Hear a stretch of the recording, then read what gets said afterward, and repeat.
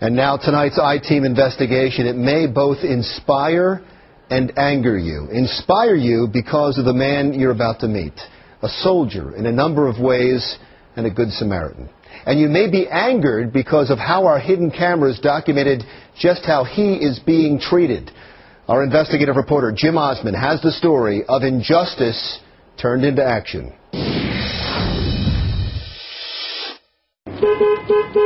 To get a sense of nobody's responding. The challenges Bruce McElrath faces, Need some help.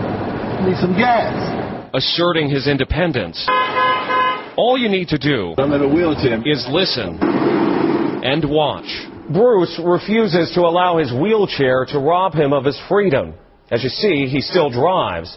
And Bruce agreed to help us with this undercover investigation to show you the surprising and demeaning ways the disabled are treated. March 14, 1980, and Bruce, a sergeant in the Army, was driving in a terrible snowstorm. Ever the Good Samaritan, he spotted two people in need of a ride and picked them up.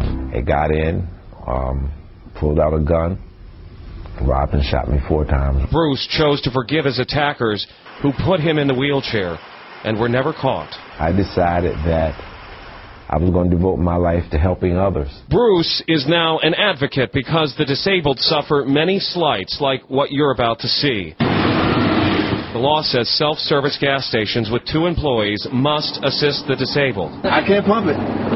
Okay? With Bruce behind the wheel, we went undercover to almost a dozen gas stations between Philly and Wilmington. Bruce is honking, showing his handicap placard out the window, and sits for 5 minutes. No one comes to help, even though Bruce sees employees looking out.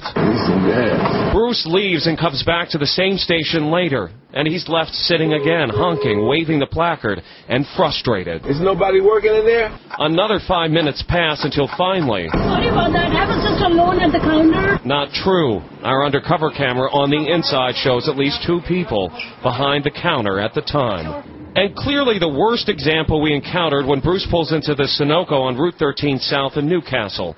He has to use the end of an ice scraper to push a special button for the disabled. The guy in the booth looked out here. He pushes it a half a dozen times and no one emerges. So now I'm going to try blowing the horn. Almost 10 minutes pass before someone comes out.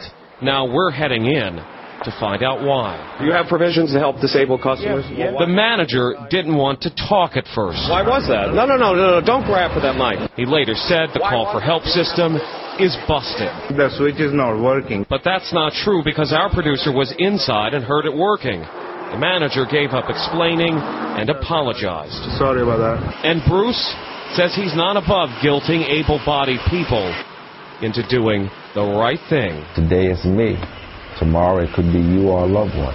When you see a person that's in need, the least you can do is give assistance.